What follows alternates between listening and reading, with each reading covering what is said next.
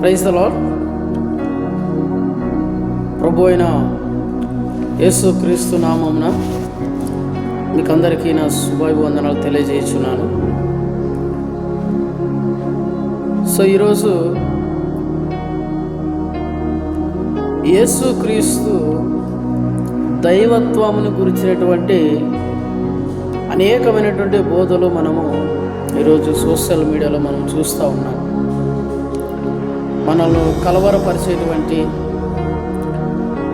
మన యొక్క విశ్వాసము కరెక్టేనా ఇంతకీ అనేటువంటి ఒక కన్ఫ్యూజన్లో మనము పడిపోయే విధముగా అనేకమైనటువంటి తప్పుడు బోధలు మనం నేడు చూస్తూ ఉన్నాము. సో ఇటువంటి విషయాలన్నిటిని బట్టి మనం ఆశ్చర్యపోవాల్సినటువంటి విషయం అయితే ఏమీ లేదు. ఎందుకంటే మరి దేవుడు బైబిల్లో చెప్పిన విధముగానే ఇవన్నీ రాకడ సూచనలుగా ఇవన్నీ జరుగుతూ ఉన్నాయి. కాబట్టి అనేక మంది యేసుక్రీస్తు దేవుడు కాడు, ఆయన సృష్టించబడిన వాడు,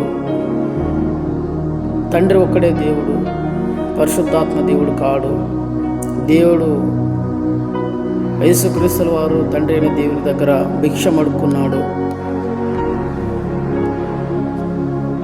అని ఈ విధమైనటువంటి అనేకమైనటువంటి బోధనలు మనము నేడు చూస్తున్నాం. అందుకే ప్రియులారా, మన రక్షకుడును మన దేవుడునైనటువంటి యేసుక్రీస్తుల వారిని ఆ విధమైనటువంటి పరుస పరచాలంతో మాట్లాడుతూ ఉన్నారు, తక్కువ చేసి మాట్లాడుతూ ఉన్నారు. కాబట్టి ఆ వీడియోలు చూసి ఒక సేవకుడిగా మరి నేను తట్టుకోలేక నా వంతు ప్రయత్నముగా యేసుక్రీస్తే దేవుడు అనే సత్యవాక్యాన్ని ప్రజలకు తెలియచేయాలి. ఆయన తప్ప వేరొక దేవుడు లేడు, ఆయనే రక్షకుడు, ఆయనే నిత్యుడు, తండ్రి కుమార పరిశుద్ధాత్మ త్రియేక దేవుడు అనే సత్యాన్ని మరి అనేకులకు తెలియచేయాలనేటువంటి ఒక ఉద్దేశంతో ఈ చిన్న వీడియోను నేను చేసి మరి యూట్యూబ్లో అప్లోడ్ చేయడం జరుగుతూ ఉంది. సరే, ఇక టాపిక్లోనికి వద్దాము. ఇంతకీ యేసుక్రీస్తు దేవుడేనా? మరి ఆయన దేవుడైతే ఆయనకు ఉండవలసిన లక్షణాలు ఏమిటి? దేవునికి ఉండవలసిన లక్షణాలు ఏమిటి అనేటువంటి కొన్ని విషయాల గురించి మనం ఈరోజు డిస్కషన్ చేసుకుందాం. ఒకవేళ వీడియో కాస్త లెంతీ అయినా కానీ దయచేసి చివరి వరకు చూడండి. మీకు ఏమైనా డౌట్స్ ఉంటే ఈ వాక్యం ద్వారా క్లారిఫై అవుతాయి అనేటువంటి ఒక విశ్వాసంతోనే నేను ఈ వీడియో చేయడం జరుగుతుంది. ఇకపోతే మొట్టమొదటిగా ప్రభు అయిన యేసుక్రీస్తు వారిని గూర్చి అనేకమైనటువంటి అపోహాలు లోకంలో కలవు. దానిలో యేసుక్రీస్తు దేవుడేనా అనేది ఒకటి. బైబిల్ గ్రంథమును సరిగా పరిశీలన చేస్తే ఆయన దేవుడని అనడానికి అనేక రుజువులు ఉన్నాయి. వాటిలో కొన్నింటిని పరిశీలన చేయడానికి మనం ఈరోజు ప్రయత్నిద్దాం.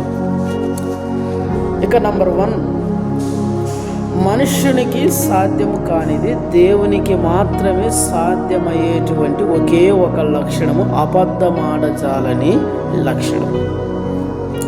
ఒకవేళ యేసుక్రీస్తుల వారు దేవుడు కాకపోతే ఖచ్చితంగా ఆయన బ్రతికినటువంటి ఈ 33.5 సంవత్సరములలో ఏదో ఒక సందర్భంలోనైనా కనీసం ఒక్కసారైనా ఆయన అబద్ధము చెప్పి ఉంటాడు, ఆయన దేవుడు కాకపోతే.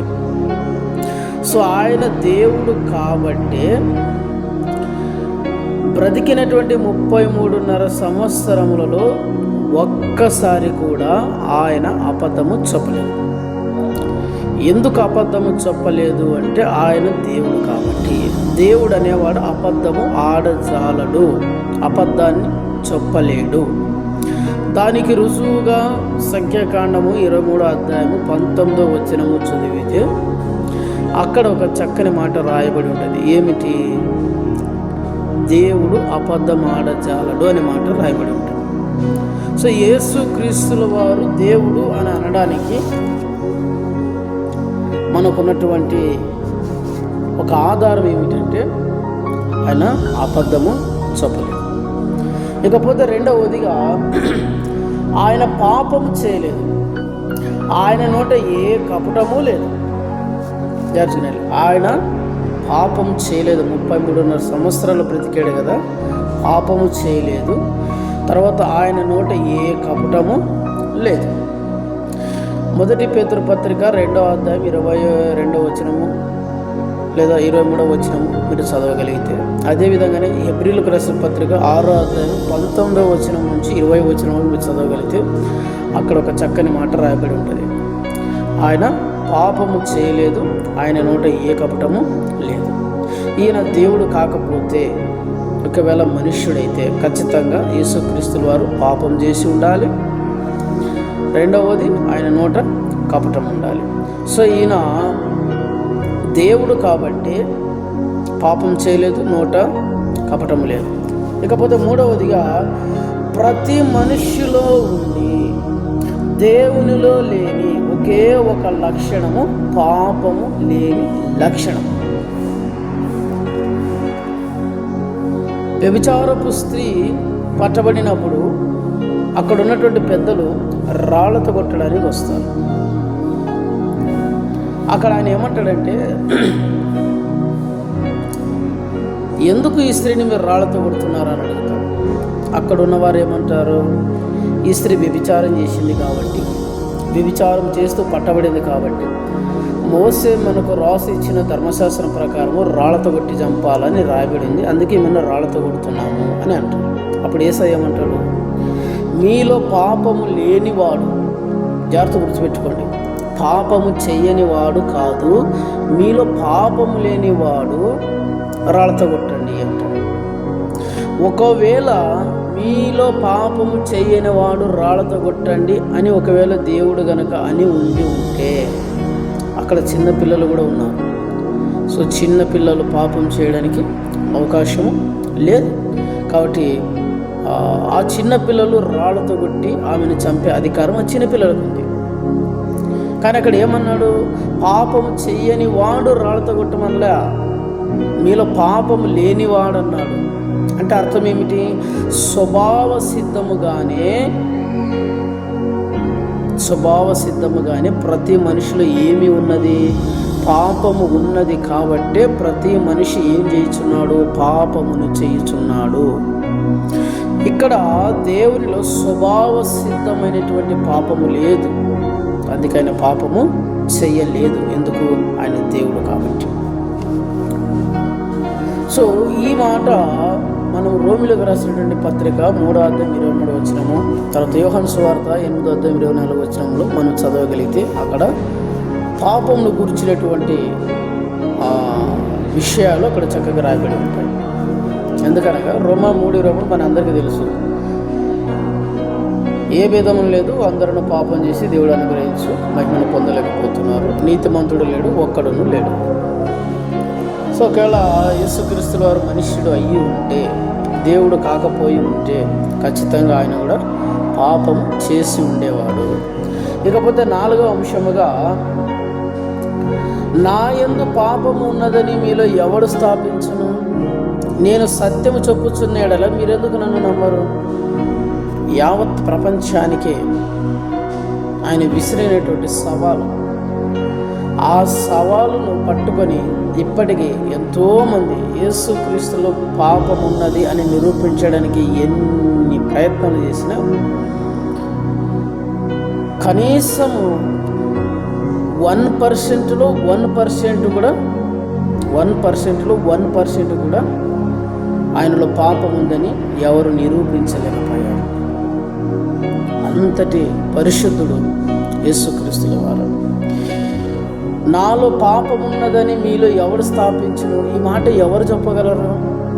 ఒక దేవుడు మాత్రమే మాటను చెప్పగలడు. ఒకవేళ ఆయన నరుడయ్యి ఉంటే ఈ మాటను చెప్పలేడు.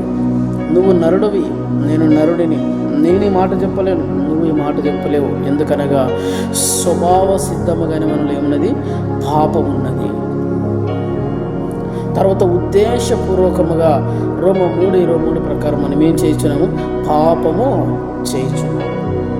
సో అందుకే నాకు నీకు ఆ మాట చెప్పే అర్హత లేదు, కానీ యేసయ్యకు అర్హత ఉంది. ఎందుకు? ఆయన దేవుడు కాబట్టి. అందుకే ఆయన అంటాడు, నేను సత్యం చెప్పుచున్నాడలే మీరు ఎందుకు నన్ను నమ్మరు? బైబిల్ ఏం చెప్తుంది? సత్యం అనగా దేవుడు, సత్యం అనగా దేవుడు. సత్యము చెప్పుచున్నాను, నాలో ఉన్న సత్యాన్ని నేను బయటకు వేస్తూ ఉన్నాను. ఇప్పుడు మరొక మాట అంటాడు ఆయన, నేను ఈ లోకమునకు వెలుగై ఉన్నాను అంటాడు. లోకమునకు వెలుగు ఎవరై ఉండాలి? సో ఇప్పుడు మీ లెక్క ప్రకారం లోకమునకు ఎవరై ఉండాలి? ఎవరైతే యేసుక్రీస్తు దేవుడు కాడు, తండ్రి అయిన యెహోవా మాత్రమే దేవుడు అని ఎవరైతే తప్పుడు బోధ చేస్తూ ఉన్నారో వారందరి దృష్టిలో వెలుగు ఎవరై ఉండాలి? నువ్వు అనుకునే తండ్రి అయిన యెహోవా మాత్రమే వెలుగై ఉండాలి. కానీ యేసుక్రీస్తు వారు ఏమంటున్నారు? నేను ఈ లోకమునకు వెలుగై ఉన్నాను అంటాడు. అంటే నేను దేవుడను లేక నేనే దేవుడను అని చెప్పకనే ఈ వాక్యం ద్వారా ఆయన మనకు తెలియజేస్తూ ఉన్నాడు. సో ఇకపోతే 5వదిగా దేవుడు ఆదియు అంతము లేనివాడు. జాగ్రత్త గుర్తుపెట్టుకోవాలి. యేసుక్రీస్తు దేవుడేనా అనేటువంటి ప్రశ్నకు నేను చెబుతున్న ఇవన్నీ సమాధానము. సో దేవుడు ఆదియు అంతమునై ఉన్నాడు. ఆ దేవుడు ఆదియు అంతమును లేనివాడు. ఇది ప్రకటన గ్రంథము 1వ అధ్యాయము 13-18 వచనంలోను, ప్రకటన గ్రంథం 1వ అధ్యాయం 4-8 వచనంలో చక్కగా రాయబడి ఉంటుంది. సో అక్కడికి వెళ్ళి మనం చదివినట్లయితే ఆయన అంటాడు, నేనే అల్ఫయు, నేనే ఒమేగాయు, నేనే మొదటి వాడును, నేనే కడపటి వాడును.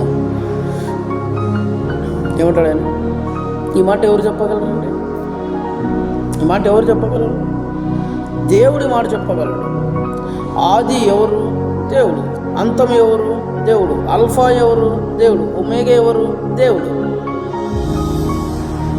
కాబట్టి నేను దేవుడను అని యేసుక్రీస్తు బైబిల్లో ఎక్కడ చెప్పుకోలేదు అన్న ఆ 3 అక్షరాల పదమును పట్టుకొని ఇంతగా యేసుక్రీస్తుల వారిని హేళన చేయడం, తగ్గించి మాట్లాడడం అనేది మీకు అది శాపకరం కనుక దయచేసి మానుకోండి. తర్వాత 6వదిగా యేసుక్రీస్తు దేవుడని తండ్రి అయిన దేవుడే సాక్ష్యం ఇస్తూ ఉన్నాడు. ఎక్కడ? హెబ్రీయులకు రాసిన పత్రిక 1వ అధ్యాయం 8వ వచనం చదవండి కావాలంటే. దేవుడు, తండ్రి అయిన దేవుడు యేసుక్రీస్తు వారు దేవుడు అని తండ్రి అయిన దేవుడే సాక్ష్యం ఇస్తున్నాడు. అక్కడ దేవా దేవా అని ఆయనే సంబోధిస్తూ ఉన్నాడు. అక్కడ తండ్రి అయిన దేవుడే యేసుక్రీస్తుల వారు ఏమంటున్నాడు? దేవా అంటున్నాడు. తండ్రి అయిన దేవుడే యేసుక్రీస్తుల వారు దేవుడుని సాక్ష్యం ఇస్తూ ఉంటే జన్మతః పాపివి, స్వభావ సిద్ధముగా పాపివి, నువ్వు క్రీస్తు దైవత్వాన్ని గురించి తీర్పు తీర్చుచున్నావా? జాగ్రత్త. ఇకపోతే 7వదిగా లేని వాటిని ఉన్నట్టుగా పిలవగలిగిన గుణలక్షణము దేవునిది. ఏమంటాం? లేని వాటిని ఉన్నట్టుగా పిలవగలిగినటువంటి ఒక గుణ లక్షణం లేదా ఒక మంచి లక్షణం ఎవరిది? దేవునిది మాత్రమే. సృష్టిని నిర్మించిన క్రీస్తు దానిని రుజువు చేస్తూ ఉన్నాడు. ఇక్కడ రోమపత్రిక 4:17 వచనం చదవండి. అక్కడ రాయబడి ఉంటుంది యేసుక్రీస్తుల వారి గురించి, దైవత్వం గురించి అక్కడ రాయబడి ఉంటుంది. ఇకపోతే 8వదిగా మనకి చాలా బాగా తెలిసినటువంటి, చాలా పరిచయం ఉన్నటువంటి వచనం ఇది. ఏంటి? యోహాను సువార్త 1వ అధ్యాయము 1వ వచనంలో ఏమని రాయబడి ఉంటుంది? ఆది అందు వాక్యం ఉండేను, వాక్యము దేవుని యందు ఉండేను, వాక్యమే దేవుడు ఉండేను. ఆది అందు వాక్యం ఉండేను అంటాడు. యేసుక్రీస్తుల వారు ప్రకటన గ్రంథంలో ఏమంటున్నారు? నేనే ఆది అంటున్నాడు. అక్కడ నేనే ఆది అంటున్నాడు. నేనే ఆది అన్నప్పుడు ఆది యందు వాక్యం ఉండెను, ఆది యందు వాక్యం ఉండెను. ప్రకటన గ్రంథంలో నేనే ఆది అంతము అంటున్నాడు. సో యేసుక్రీస్తుల వారికి వాక్యం అనే పేరు ఉన్నది. ఆది యందు వాక్యం ఉండేననగా ఆది యందు యేసుక్రీస్తుల వారు ఉండేను. ఆ వాక్యము దేవుని యొద్ద ఉండేననగా యేసుక్రీస్తుల వారు దేవుని యొద్ద ఉండేను. వాక్యమే దేవుడై ఉండేను అంటే యేసుక్రీస్తుల వారే దేవుడై ఉండేను. కాబట్టి యేసుక్రీస్తు దేవుడేనా అనడానికి ఈ ఒక్క వచనం చాలండి. ఈ ఒక్క వచనం చాలు మిమ్మల్ని కట్టిపడేయడానికి. యేసుక్రీస్తుల వారే దేవుడు అనడానికి ఈ ఒక్క వచనం చాలు. తర్వాత అదే యోహాను సువార్త 1వ అధ్యాయం 14వ వచనంలో నువ్వు చదివినా అక్కడ కూడా యేసుక్రీస్తుల వారి దైవత్వం గురించినటువంటి వచనం అక్కడ రాయబడి ఉంటుంది. ఇకపోతే 9వదిగా భూత భవిష్యత్ కాలములకు భూత మరియు భవిష్యత్ కాలములను తెలియజేయగలిగిన వాడు దేవుడు. భూత మరియు భవిష్యత్ కాలములు తెలియజేయగలిగిన వాడు దేవుడు. ఇక్కడ యెషయా గ్రంథము 45వ అధ్యాయం 21వ వచనము, మత్తయి సువార్త 24వ అధ్యాయం 1-3 వచనాలు చదివితే యేసుక్రీస్తుల వారు భూత మరియు భవిష్యత్ కాలంలో గురించినటువంటి మాటలు అక్కడ వివరించడం మనం చూడగలం. సో ఎవరు గతాన్ని, ప్రస్తుతాన్ని, భవిష్యత్తును ఎవరు మనకు చెప్పగలరు? దేవుడు మాత్రమే చెప్పగలడు. మరి ఇక్కడ యేసుక్రీస్తుల వారు గతాన్ని, ప్రస్తుతాన్ని, భవిష్యత్తును గురించినటువంటి విషయాలు యేసుక్రీస్తుల వారు మనకు చెప్పుచున్నారు అంటే దాని అర్థము తన నోటితో తాను నేను దేవుడను అని చెప్పకనే ఈ మాటల ద్వారా తనలో ఉన్న దైవత్వం యొక్క లక్షణములను బయటకు మనకు తెలియజేస్తూ ఉన్నాడు. కాబట్టి దయచేసి యేసుక్రీస్తుల వారి గురించినటువంటి దైవత్వం యొక్క ప్రత్యక్షత నీకు లేకపోతే దేవుని సన్నిధిలో మోకరించి ప్రార్థించి, దేవా నీ దైవత్వం యొక్క లక్షణాల గురించి నాకు తెలియజేయి, ఆ ప్రత్యక్షతను నాకు దయచేయి అని నువ్వు ప్రార్థించు. దేవుడు ఖచ్చితంగా నీతో మాట్లాడతాడు. తన యొక్క దైవత్వం యొక్క లక్షణాలు ఏంటో నీకు తెలియజేస్తాడు. అనేకమైనటువంటి వచనాలు బైబిల్లో తండ్రి సాక్ష్యం ఇచ్చాడు, శిష్యులు సాక్ష్యం ఇచ్చారు, యేసుక్రీస్తుల వారు సాక్ష్యం ఇచ్చారు. తన దైవత్వపు లక్షణాల గురించి దూతల సాక్ష్యం ఇచ్చారు. మరి వీరందరికీ ఎవరు కుమారుడు యేసుక్రీస్తు దేవుడని ఎవరు వారికి ప్రత్యక్షతను దయచేశారు అంటే దేవుడు. ఆ దేవుని సన్నిధిలో నువ్వు మోకరించి నువ్వు అడిగితే తన దైవత్వంను గురించినటువంటి దైవ లక్షణాలను ఆయన మీకు తెలియజేసుకుంటాడు. తర్వాత ఇకపోతే 10వదిగా మన హృదయములను ఎరిగినవాడు దేవుడు. యోహాను సువార్త 2:24, 1 పేతురు పత్రిక 8:39 సైతే ఆయన మన హృదయములను పరిశోధించేవాడనే మాట అక్కడ చక్కగా రాయబడి ఉంటుంది. ఎవరు హృదయాలను పరిశీలిస్తాడు? ఎవరు హృదయములను పరిశీలించగలరు? దేవుడు ఒక్కడే మన యొక్క హృదయాలను పరిశీలించగలరు. దేవుడు తప్ప ఇంకెవరు మన హృదయాలను పరిశీలించలేరు. సో మన హృదయాలను పరిశీలించగలుగుతున్నాడు అంటే, హృదయాంతరంగం ఎరిగినవాడు అంటే అతను దేవుడైతే మాత్రమే మన హృదయాలను పరిశీలించగలడు, మన హృదయములను ఎరగగలడు. కాబట్టి యేసుక్రీస్తు దేవుడేనా అనడానికి ఇది ఒక చక్కటి ఉదాహరణ. ఇకపోతే 11వదిగా సృష్టి మీద అధికారము కలిగిన వాడు యేసయ్య. లూకా సువార్త 8వ అధ్యాయం 22-25 వచనం చదివితే అక్కడ రాయబడి ఉంటుంది. ఏముంటుంది? సృష్టి మీద సర్వాధికారం కలిగిన వాడు యేసయ్య. సృష్టి మీద సర్వాధికారం ఎవరికి ఉంటుంది? దేవునికే కదా. మళ్ళీ ఇక్కడ యేసుక్రీస్తుకు సృష్టి మీద సర్వాధికారం కలిగి ఉన్నదంటే అర్థం ఏమిటి? ఈయన కూడా దేవుడే అని నువ్వు అర్థం చేసుకోవాలి. ఇక్కడ వాక్యమును న్యూస్ పేపర్ చదివినట్టుగా, వార్తాపత్రికలు చదివినట్టుగా, లేకపోతే ఏదో ఒక బుక్స్ చదివినట్టుగా నువ్వు చదువుకుంటూ పోతే వాక్యములో రాయబడి ఉన్నటువంటి ప్రత్యక్షతను నువ్వు గుర్తించలేవు. కాబట్టి వాక్యము చదివేటప్పుడు చదువుకుంటూ పోవడం కాదు, కానీ వాక్యమును ధ్యానించడం అనేది చాలా ప్రాముఖ్యమైనటువంటి విషయం. ఎప్పుడైతే నువ్వు వాక్యాన్ని ధ్యానిస్తావో అప్పుడు అందులో ఉన్నటువంటి రహస్య విషయాలను దేవుడు నీకు బయలుపరుస్తాడు. ఇకపోతే 12వదిగా రోమపత్రిక 9వ అధ్యాయము 5వ వచనంలో చదవగలిగితే, ఈయన సర్వాధికారి అయిన దేవుడై ఉండి నిరంతరము స్తోత్రార్హుడై అనేటువంటి మాట అక్కడ రాయబడి ఉంటుంది. ఈయన అనగా ఎవరు? యేసుక్రీస్తుల వారంట శరీరధారిగా మన మధ్యలో పుట్టినప్పటికీ, మానవుని యొక్క స్వరూపాన్ని ధరించుకున్నప్పటికీ, ఈయన ఎవరు? సర్వ అధికారము కలిగిన దేవుడై ఉండి నిరంతరము స్తోత్రార్హుడై ఉన్నాడు. రోమిలకు రాసిన పత్రిక 9వ అధ్యాయం 5వ వచనం చక్కని మాట రాయబడి ఉంటుంది. యేసుక్రీస్తు దేవుడే, యేసుక్రీస్తుల వారు దేవుడే అనే విధంగా ఒక చక్కని మాట రాయబడి ఉంటుంది. తర్వాత ఇకపోతే తండ్రి ఎదుట సమానునిగా ఉండుట విడిచిపెట్టకూడని భాగ్యమని ఆయన ఎంచుకొనక అనేటువంటి మాట మరొక ప్లేస్లో రాయబడి ఉంటుంది. తండ్రి ప్రక్కన లేదా తండ్రి ఎదుట సమానునిగా ఎవరైనా చేసుకోగలరు? ఒకవేళ ఆయన దేవుడు కాకపోతే, లేక ఒకవేళ మీరు వాదించినట్టుగా ఆయన కుమారుడే అయితే, దేవుని యొక్క లక్షణం ఆయన లేకపోతే, ఆయన దేవుడు కాకపోతే, ఆయన కుమారుడే అయితే తండ్రితో సమానంగా అతను చేసుకోగలడు. ఒకవేళ తండ్రితో సమానముగా చేసుకుంటే లూసిఫర్ను తోసేసినట్టుగా యేసుక్రీస్తుల వారిని పాతాళానికి తోసేయాలి. కానీ తండ్రి ఒక్క మాట కూడా మాట్లాడలే. అంటే అర్థం ఏమిటి? తండ్రి అయిన దేవుడు, కుమారుడైన దేవుడు, పరిశుద్ధాత్ముడైన దేవుడు 3 ఆకారములను కలిగి ఉన్నప్పటికీ ఏకాత్మతో కలిసి పనిచేయుచున్నవాడే తండ్రి, కుమార, పరిశుద్ధాత్మ త్రియేక దేవుడు. ఆయనే నజరేయుడైన యేసుక్రీస్తు.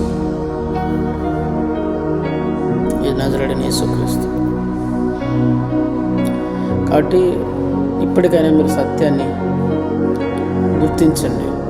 ఇకపోతే 13వదిగా తీతుకు రాసిన పత్రిక 2వ అధ్యాయం 10వ వచనంలో, మహాదేవుడును మన రక్షకుడైన యేసుక్రీస్తు. ఇంతకంటే గొప్ప గొప్ప వచనాలు మీకు ఇంకేం కావాలా? అయినా నాకు తెలియక అడుగుతాను. తండ్రి అయిన దేవుడే కుమారుణ్ణి దేవుడు అని మనకు తెలియజేస్తూ ఉంటే, అపోస్తలులు క్రీస్తుని గురించి, క్రీస్తు యొక్క దైవత్వపు లక్షణాల గురించి మనకు తెలియజేస్తూ ఉంటే, కానీ మనమేం చేస్తూ ఉన్నాము? మనకున్నటువంటి అరకొర జ్ఞానముతో క్రీస్తు దేవుడు కాదు, ఆయన కలగ చేయబడిన వాడు, తండ్రి యొద్ద భిక్షమడుక్కున్నాడు, ఈ విధమైనటువంటి పనికి రాని మాటలతో మనం మాట్లాడుతున్నాం. పైగా నేను 25 సంవత్సరాల నుంచి బైబిల్ చదివానని కొంతమంది, మాదే ప్రపంచంలో పెద్ద యూనివర్సిటీ అని కొంతమంది, మాకున్న జ్ఞానం ఇంకెవ్వనికి లేదని కొంతమంది, మేము ఈ ప్రపంచంలోనే పెద్ద సంఘం అని కొంతమంది, పెద్ద సేవకుడని కొంతమంది. అయినా సత్యవాక్యాన్ని సరైన విధంగా ప్రకటించినప్పుడు నువ్వు పెద్దోడు ఎట్లయితావు? పెద్ద సేవకుడు ఎట్లయితావు? అబద్ధ బోధకుడు అవుతావు. ఒకటి గుర్తుపెట్టుకోండి, ప్రభు రాకడ బహు సమీపముగా ఉన్నది. బైబిల్లో రాయబడినటువంటి సత్యవాక్యములను కలిపి చెరిపేడి చెప్పేటువంటి బోధనలు ప్రపంచంలో అనేకములు.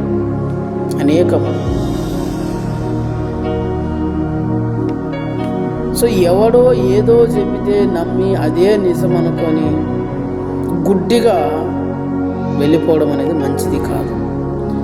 ప్రతి ఒక్కరి దగ్గర మీ వ్యక్తిగతమైన బైబిల్స్ ఉన్నాయి. బైబిల్ చదవండి.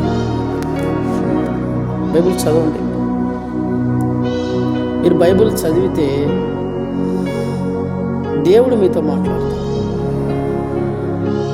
బైబిల్ చదవని పక్షంలోనే ఈ విధమైనటువంటి దుర్బోధనలు బయటకు పుట్టుకొని వచ్చి ఎవడో ఏదో చెప్తే అదే నిజం అనుకోవడము, మనం బైబిల్ చదవకపోవడము, వాడు చెప్పిందే నమ్మడము, అదే నిజం అనుకోవడము, అతను ఏ యొక్క ఉద్దేశంలో అయితే వాక్యాన్ని మీకు బోధించాడో అదే ఉద్దేశంలోనే వాక్యాన్ని చదివి నువ్వు అర్థం చేసుకోవడము.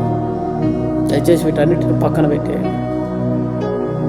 కూర్చోండి, దేవుని సన్నిధిలో కూర్చోండి.